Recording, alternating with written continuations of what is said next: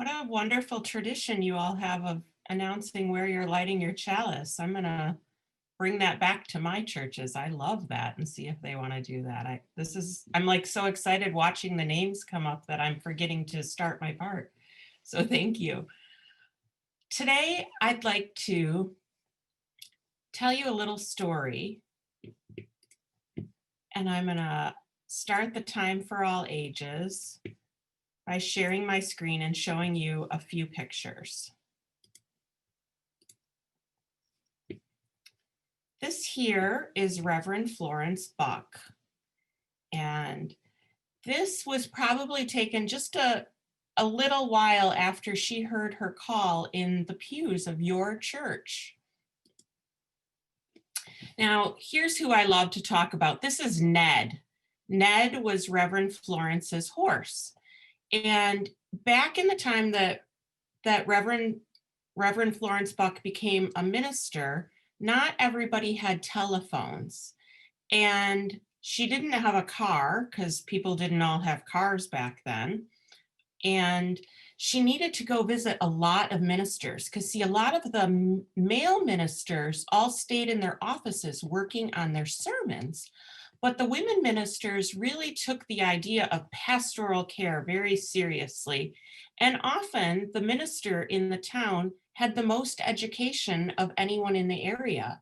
In fact, Reverend Florence Buck got her undergraduate degree at what was the old Kalamazoo College right by you all, and even went on and got her graduate degree in that area. It had a different name then, but she got a lot of education, which was very rare in the time and extremely rare for a woman. She was a teacher and later became a principal, and she was sitting in her very pews, in the very pews you all have sat in, when she was introduced to Unitarian Universalism. Now, this horse she rode around the shores of Lake Michigan, but on the side I live on, near Kenosha, Wisconsin. And Ned was faithful in taking her to see all the Unitarians that needed her help and needed to be visited when they were sick or when they had a big problem to solve. And so Ned was her faithful companion, one of them anyway. This is the church that she helped to build. And the man that helped her build it was really well known for making mattresses, Mr. Simmons. And he was really a big believer in Reverend Florence Buck's ministry. And so he thought he'd give about $5,000 to build the church. But then as time went on, he thought it should look a lot better than his original $5,000. So the people in the church raised some money to match that, but then he spent another $30,000 to build this stone church that still stands today, which is a little bit of a miracle because just a few weeks ago, there were fires set around the church and some reporters helped save the church from burning. And so that was very exciting. Now, this is Reverend Marion Murdock, who Reverend Florence met in your church. And Reverend Marion was there and she was speaking. And Reverend Florence, who was just Florence then, was quite taken with her and with Unitarianism. Here's another picture of Marion. And this was, who was your minister at the time? Does anyone know her name?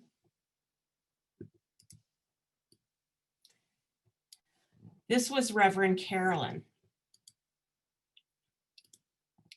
And so here's Florence in the woods. Now, Florence was a scientist, also rare back then. She studied biology and she loved to go birding. That was her, yes, Bartlett, that's right. She loved to go birding and she would go into the nature preserves to study the birds. Now, as she started to do that in her town, children wanted to gather around Ned. And she would ask them, darlings, why aren't you in school? And they said, our parents can't afford to send us to school because we need to work. And they were working in factories in the area. And, you know, there were no rules against that at the time.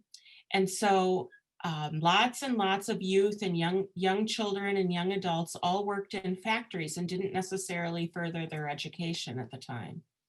And so Florence really liked how they gathered around her horse, and she started teaching them about biology, and then she started teaching them about Unitarianism. And she invited them to come to her church. Now here's some of the beautiful landscapes that she would meet up with some of these young children and young adults that wanted to learn. And that's Marion. They were out birding in those areas. And those rivers there are ones that the Potawatomi Indians used to inhabit and do their hunting for the year. They were rich, wonderfully filled up rivers. And that's where she often met up with these young children. And then this picture is taken of Marion. She's the one on the right with the hair all up in a bun. She had golden silver hair.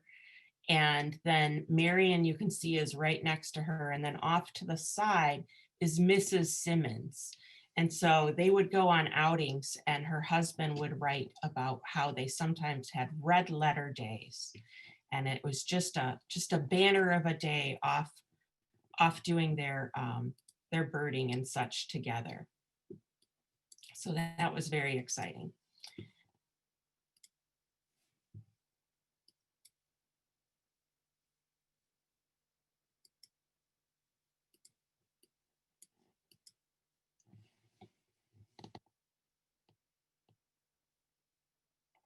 Now I need to stop sharing the screen with you, and my buttons have disappeared to do that.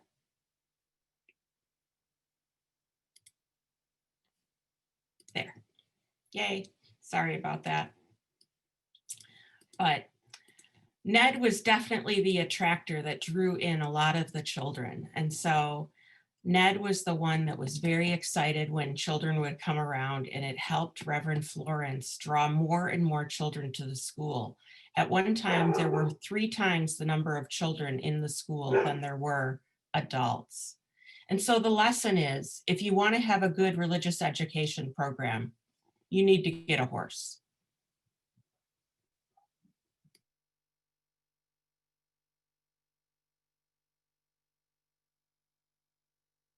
Hi there, my name is Greta Faworski, and I am the Resource Development Director for Kalamazoo Loaves and Fishes. Thank you so much for this opportunity to tell you a little bit about what we do and how we've changed to meet the needs of the community.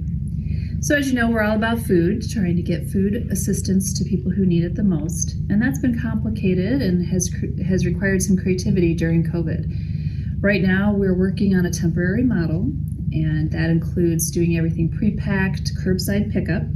We've also implemented a new home delivery system that we decided to start doing back in the spring when we were worried that some people wouldn't be able to get to some of our pantries.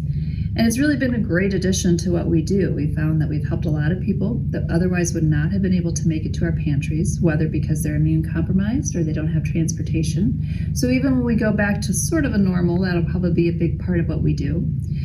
We've tried to make sure that the food that we provide makes more sense for having all the kids at home instead of being able to go to school. So we're making sure we have a lot more food in general that goes into a 4-day food order, but then also that they're food that would make sense for a kid who is at home working on schooling and snacks and all the good things that a family might need.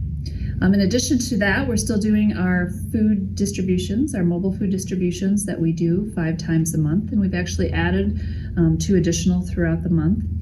And we're continuing to do our senior commodities program. So some things have stayed the same, some things have changed, but in general, we see that there are a lot of people who need our services, some ongoing, some maybe just a situational. We saw a big spike in the spring of new families who just found themselves for the first time ever dealing with food insecurity. And so we continue to be flexible to meet the need, and we continue to look forward to the future to see what tomorrow will bring and how we can continue to help not only our partners who are working with individuals in the community, but especially the students who are struggling during such a crazy time. But we couldn't be flexible without the support of people like you. So thank you very much. Hope everybody out there is doing well, and we are accepting volunteers on a limited basis in case anyone is interested. We kind of open the door again to some more volunteer groups. But we appreciate what you do. If you want more information on Loaves and Fishes, you can visit our website at kzoolf.org or check us out on Facebook. Thanks again and take care.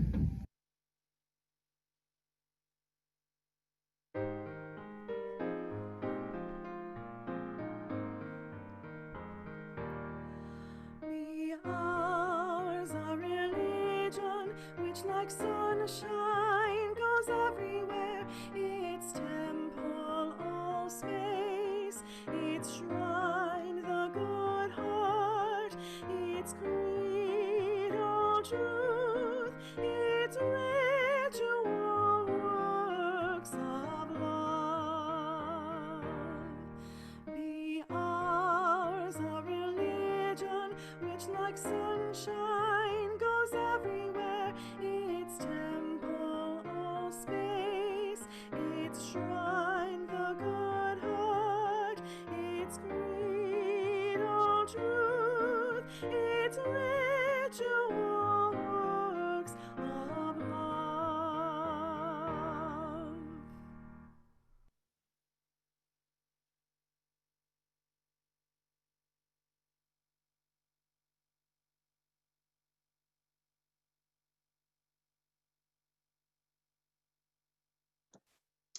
And now is the time for us to share our joys and sorrows.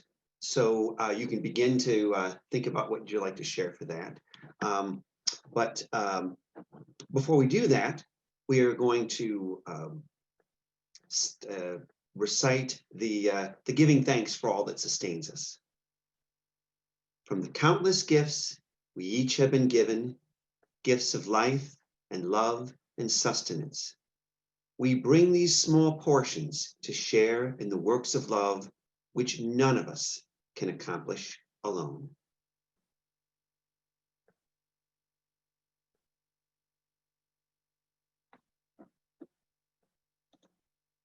So now, if you would like to put in the chat box, we'll be stopping the recording so that there'll be anonymity, and you can put in the chat box anything, joy or a sorrow that you would like the Unitarian community to share. I'll begin by sharing that my dad has started hospice. Oh, so much sadness and joy too in those offerings and sharings of your hearts. Beloveds, let's take a moment to imagine your heart filling up with love and radiating that love out into this community. This community helps light our path with warmth, with camaraderie. We come here for fruitful knowledge, but also for spiritual fulfillment. Today, like Reverend Buck would have wanted for us, she'd ask us to think carefully about, are we setting aside our egos in order to do what is a right gesture, a right act of love for others? Sometimes the best way to deal with our sorrows is one step at a time, one little action at a time. And that ends up becoming a little bit more light in your day. And each of those lights that each of you share lights our path to moral character, to protecting the weak against the strong, to just filling your heart to get through the next steps. So as we think of the spirit of life and all that is good and just, send love out to that. Send your heart out to that.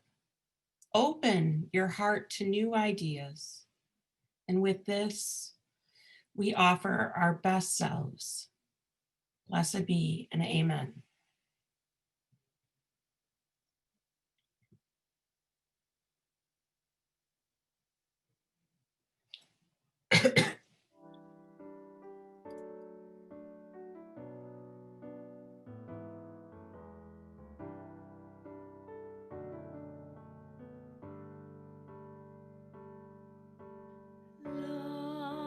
has broken down the wall.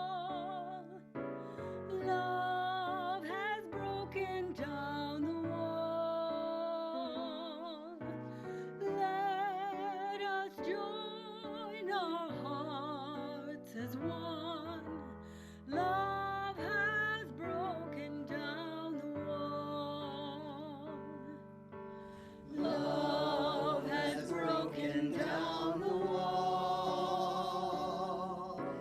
Love has broken down the wall.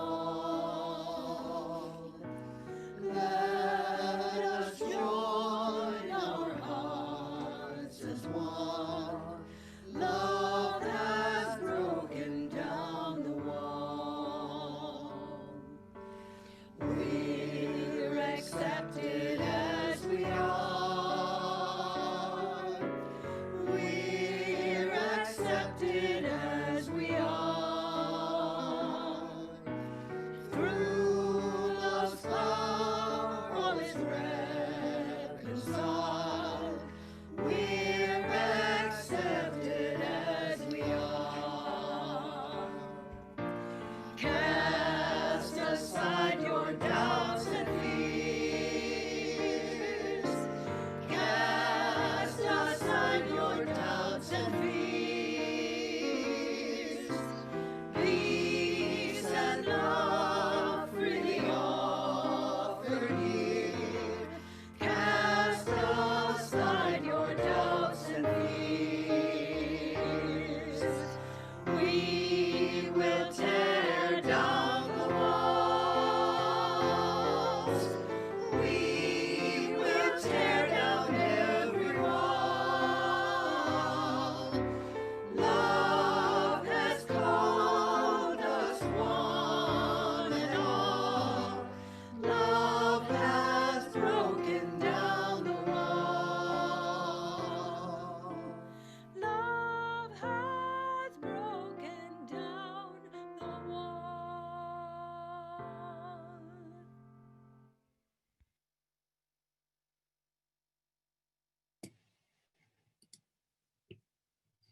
That was just lovely, really lovely. So Reverend Dr. Florence Buck was one of the first women ministers in America. She came to ministry as a second career, much like many of our new UU ministers. And by new, I mean, in the last 20, 30 years. Florence's partner in life and love was Reverend Marion Murdock. And I researched a lot about Florence Buck throughout the time I went in seminary, and it just has continued since then. 1 year ago today, I was speaking in Baltimore at the UU History Convocation about Florence Buck. And during that convocation, my participants started to say bucket every time they liked something that I said when they learned more about Florence. I wish we were in the sanctuary because I would try to get you to all say bucket when you liked something.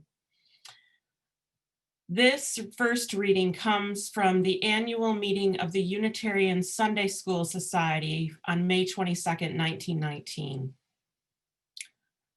Reverend Buck writes, "We are trying to cultivate right responses to the situation which life itself presents. It is necessary first that we get clear in our mind the realm and aim of church school. It's threefold: know, be, do. Our first aim is that pupils shall know some of the things needful about religion. This is the knowledge aim of our school. Our second aim is that they shall be the best sort of people. This is the character aim. And our third aim is that they shall do the best they know. This is right conduct and service. Let me put these statements into more scientific terms. Our first aim is that the pupils shall gain fruitful knowledge.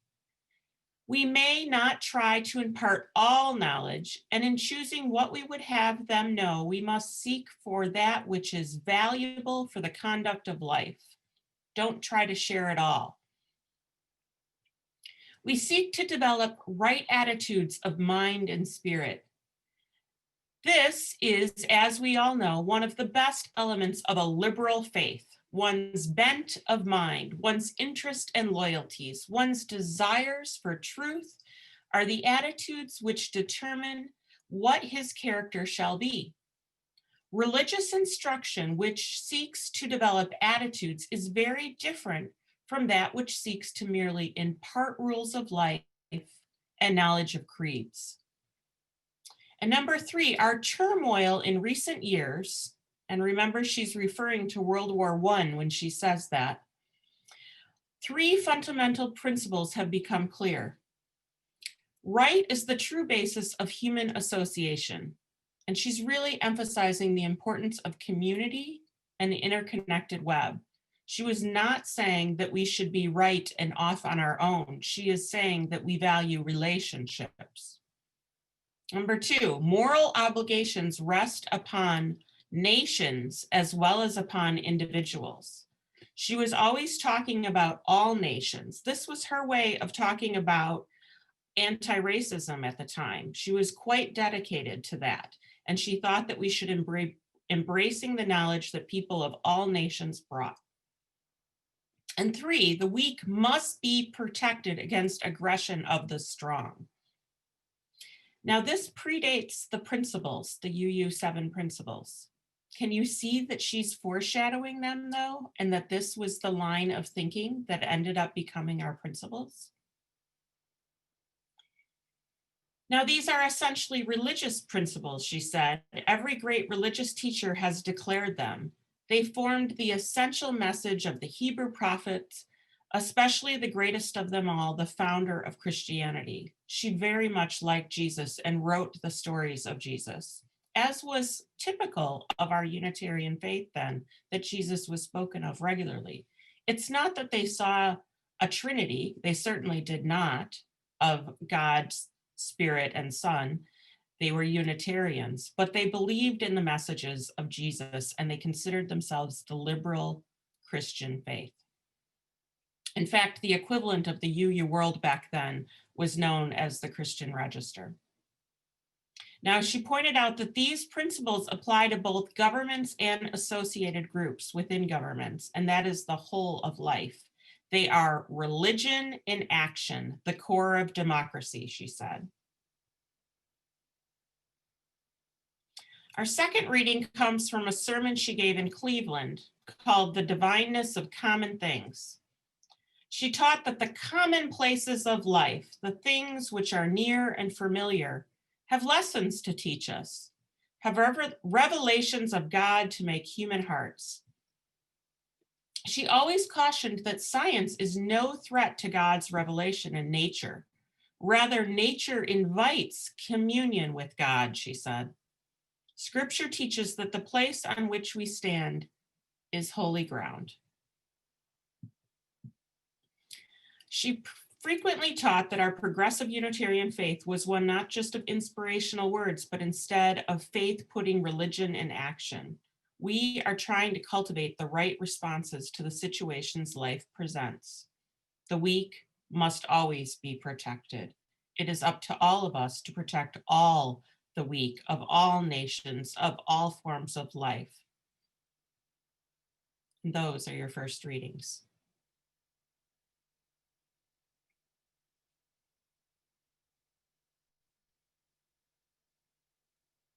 May I go right into the sermon? Okay. So Florence Buck became so interesting to me. I had to study something in depth for part of my seminary education. And the idea of studying someone who was pretty well known to be a lesbian back in the 1800s sounded pretty attractive to me. On the other hand, I ended up getting assigned and doing my internship at a church in Kenosha, which is the one that she ended up helping to build. It was her longest of her ministries that she was in. And I used to tell people on and on about all the amazing accomplishments that she made as one of the first women ministers in America of any denomination. And over time, I realized I became so interested in her because I share many of the same struggles that she had. And I often wonder, what did it feel like to be Florence Buck? And I wonder too, if any of the ways that she felt were ways maybe you have felt at times. Now, she was in your seats, in your congregation around 1886 or 87, in that kind of time period. So quite a long time ago. And, that's 150 years ago. And at the time, she had been raised, she was Methodist. She was teaching in the public schools. And by the time I was, really interested in her, I was serving at Bradford UU in Kenosha. And I realized that they had one of the first queer ministers in their pulpit from 1901 to 1910. And I liked the idea of lifting up someone who was rumored to be a lesbian. Now, those were not the words they used back then. She said she had a Boston marriage, if you've ever looked up and read about Boston marriages. But I didn't expect to find a friend in our spiritual ancestor. She has never been given credit for how influential she was in religious education, in women's rights, nor in anti-racism, nor in Unitarian Universalist history. In my research, I discovered Reverend Buck addressing anti-racist ideas when most people barely acknowledged the topic. And even more so, you can imagine there were all sorts of Jim Crow laws that occurred in the time that she lived. There were also lynchings and reports of that in the Sunday papers that she was reading.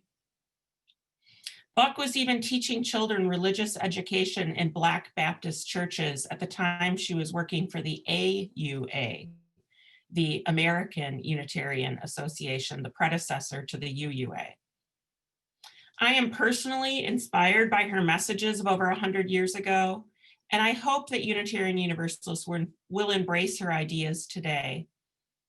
They are still relevant. So as I take you on this journey of what did Florence Buck feel like, ask yourself if you ever felt anything like her.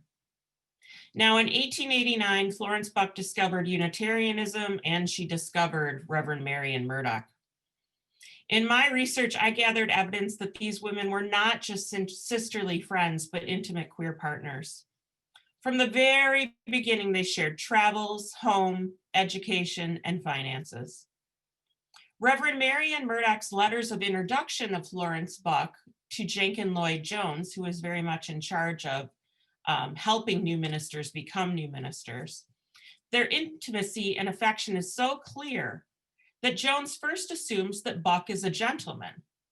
Once this is cleared up in a series of letters, Murdock is requesting a cozy room far away in a farmhouse for the two of them to share at the religious education institutes that Jones was putting on. Did that feel daring? Did it feel secretive? Did people wonder if they were more than friends? I don't know, but I've wondered those things. Reverend Buck's ideas were big from the start. She was writing in 1889 about the need for large mega churches, big Unitarian mega churches, and she was bucking the trend of only having small churches, which actually was a common thing that people were saying, oh, the Unitarians should just have the little churches, and our own ministers would say that. And she said, absolutely not. Our ideas are fantastic. We should grow.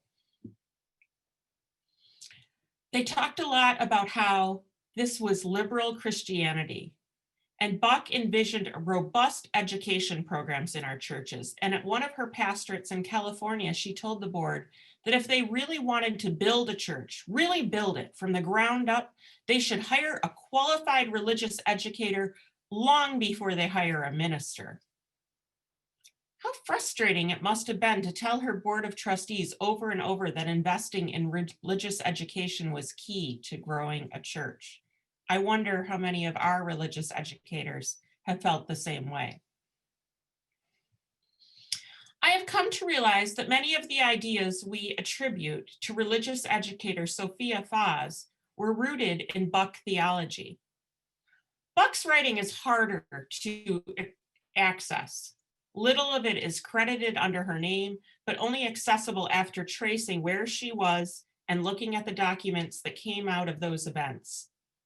In one address, Florence Buck makes an appeal to stop Unitarians from supporting missionaries, to stop aiming for conversion of their faith to our own, and not to think of ourselves as superior to other faiths or nations.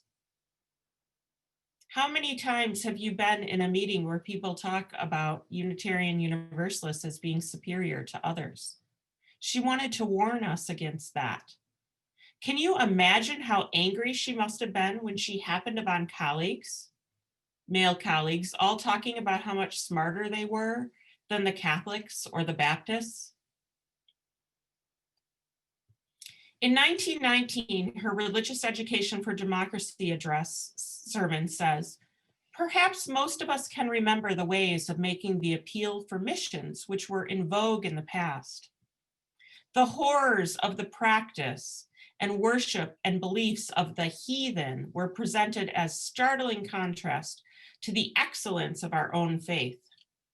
We are presented aliens at their worst, ourselves at our best. This method did make us eager to help, but it also cultivates an unwarranted sense of superiority, preventing any real sense of human brotherhood.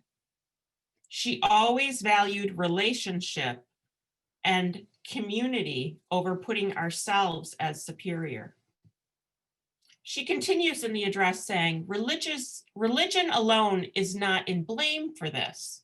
Songs, stories, articles, and our common speech and life tended and still tend to cultivate in us the attitude of the Pharisee who thanks God he is not as other men. That sentiment of genders and races being equal and deserving of liberal faith and education was apparent in her book, The Story of Jesus.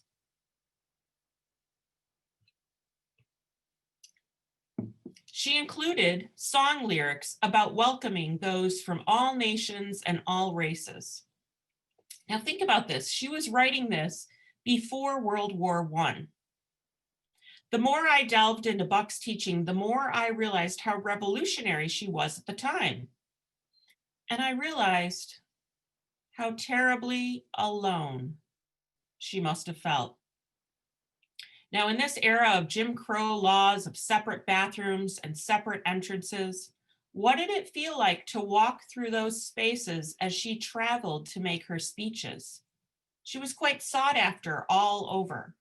She toured all over Michigan, all over Wisconsin, the Chicago area, all into Iowa, and in fact, they ended up being world travelers together. She was making all of these speeches as she had to go through places that were supposedly separate but equal. She continued to preach that we should develop right attitudes of mind and spirit. This, we all know, she said, is one of the essential elements of a liberal faith.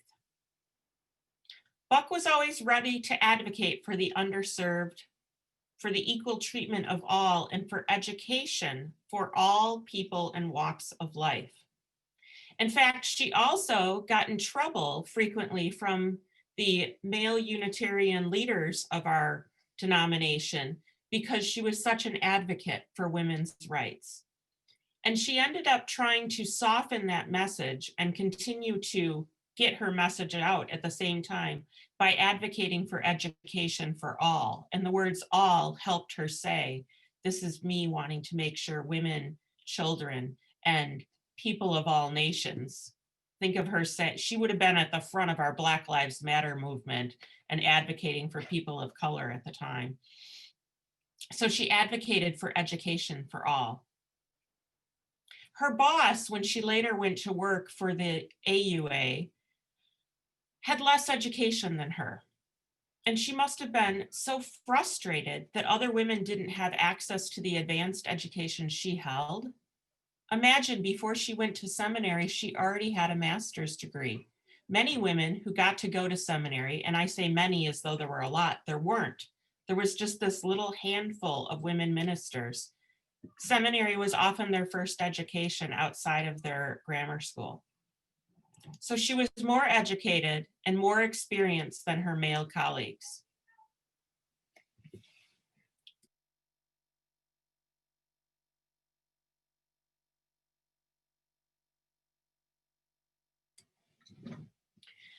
In fact, she had been a teacher and a principal.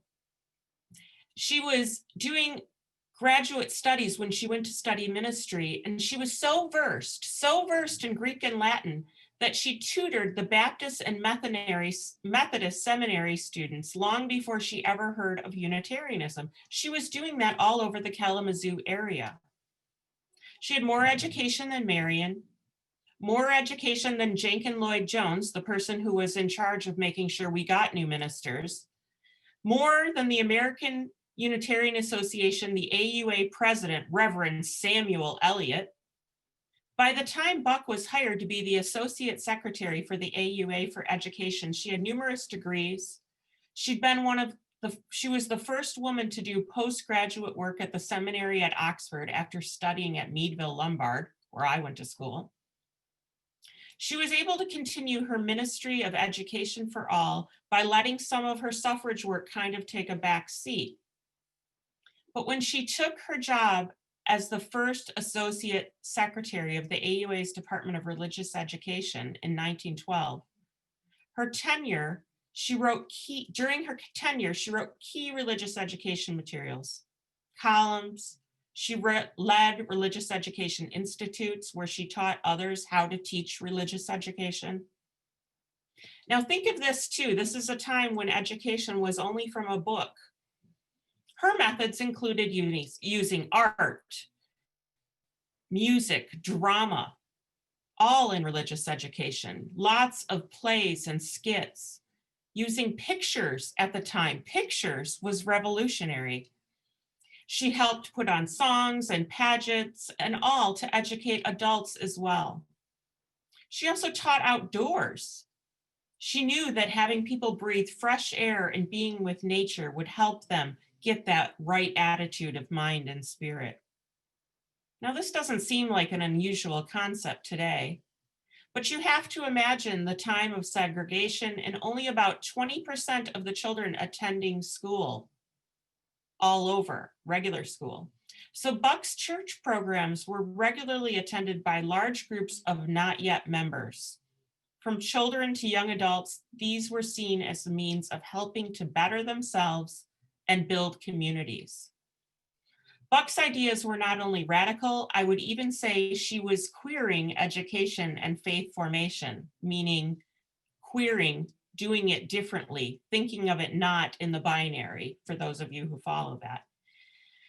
Though unheard of at the time, Reverend Buck made headlines when she offered a proper funeral for a man who was a known alcoholic. A theme of hers was treating all with inherent worth and dignity.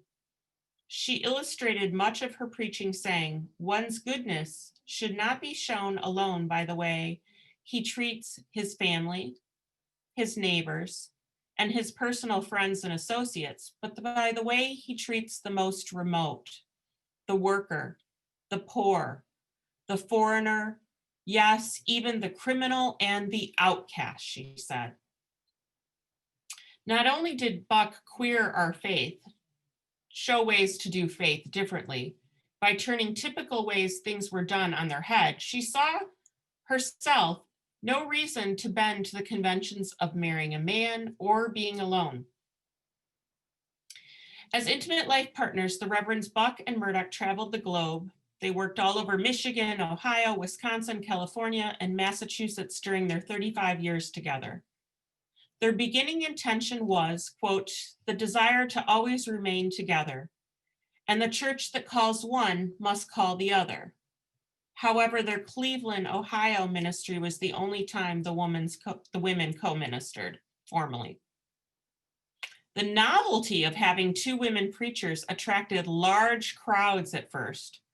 And one reporter asked them if it took two women to make up for one male minister. Reverend Buck corrected the reporter, explaining how two ministers meant more than twice the diversity and twice the capacity. Now, I myself know that when I first dated women, I worried who would find out. I was afraid I would be hurt, and in fact, many times was threatened as such. I had feelings that even after I had been in a relationship with a woman for decades, I was still worried. And I imagine, Florence, what about you, Florence? Were you always afraid? And did you buck the system anyway? Florence Buck's list of firsts is long. She was the first honorary doctorate recipient from Meadville given to a woman, the first woman to preach at King's Chapel, the first advocating RE as a way out of poverty and factory work, the first to create youth and young adult RE, the first woman to edit the Beacon hymnal, the first director of the religious institutes employed by the AUA, but sadly called the associate secretary, even though she led the department. They didn't want to give her the title of director. She was the author of The Story of Jesus and many other pedagogical works. Now that's a huge list. And I have to wonder, Florence, did you do all that so that no one knew how afraid you were?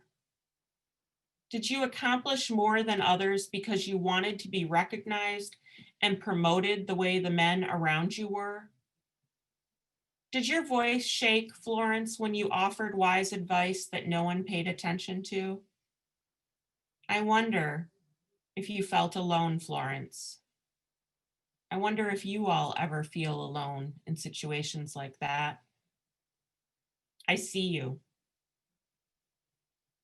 Sadly, Buck died of typhoid fever in 1925, which was an odd thing to die of at that time. In papers in her ministry file, I found a small card, a note from Reverend Samuel O. Weems, a historian and minister at 5 Black Baptist churches in Boston. He wrote to the AUA to let them know they were naming a new chapel in honor of Florence Buck for all the time she spent in his churches teaching children in the Black neighborhoods in Boston. What was it like for Florence to go and find children so eager for this message that she entered those churches and told no one? Florence, did you feel like you were conducting yourself with right action? I bet you did. But I know too, you loved people. You delighted, Florence, in embracing new ways and learning new cultures. I am proud that you didn't feel the need to boast about what you did. You just saw what was needed to be done and you did it.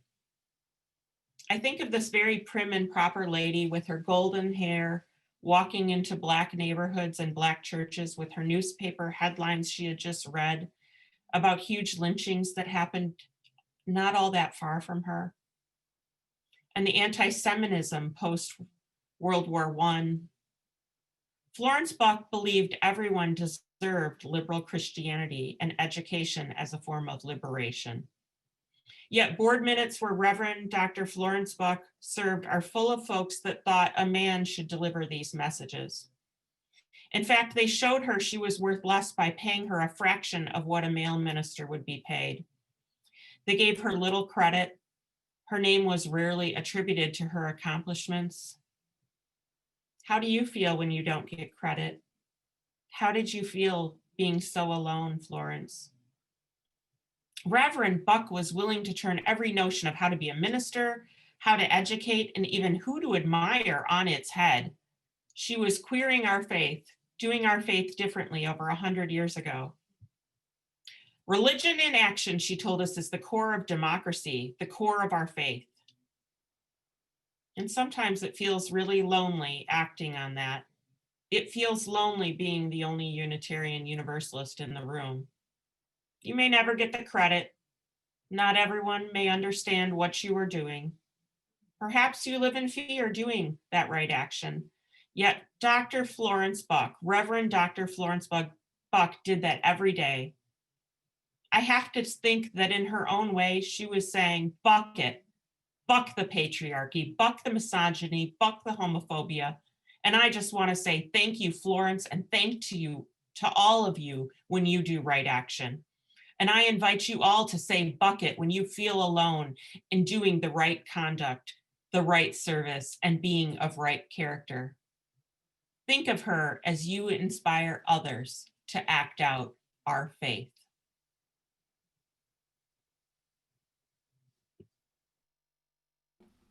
Good morning, everyone.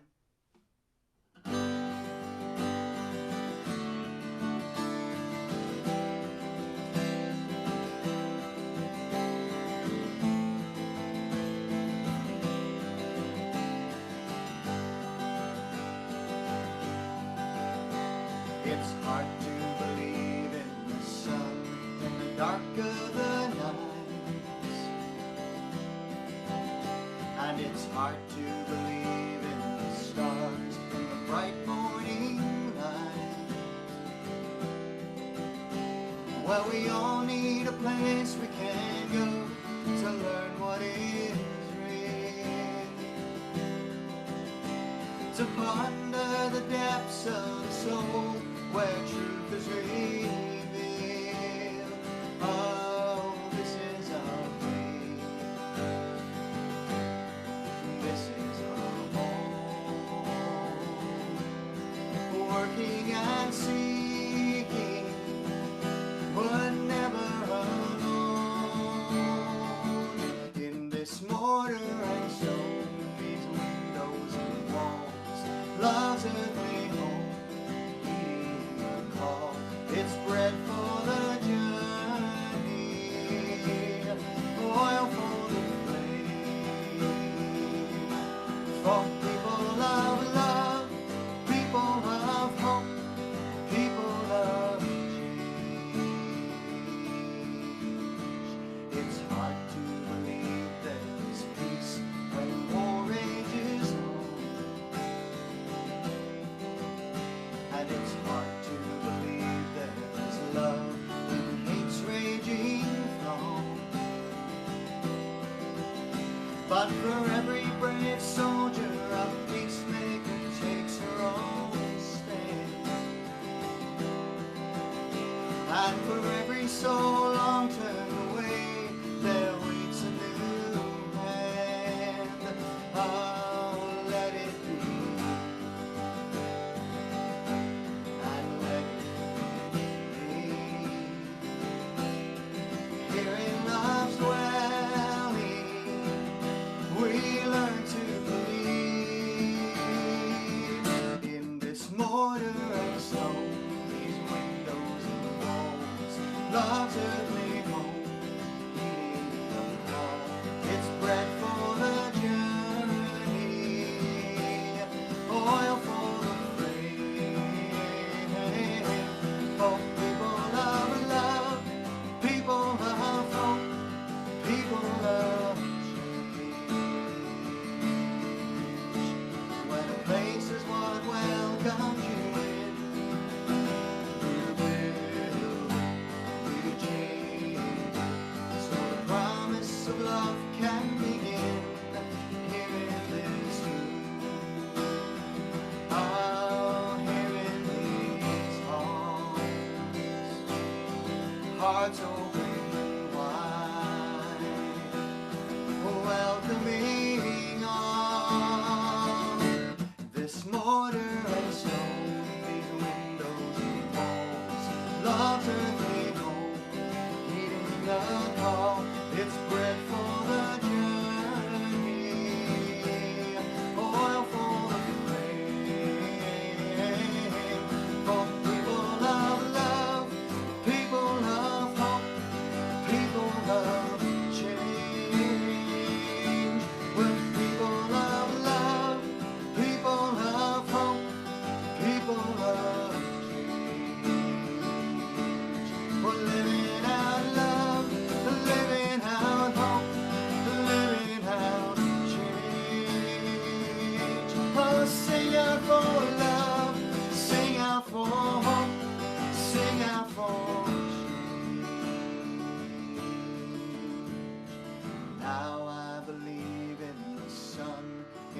dark of the night.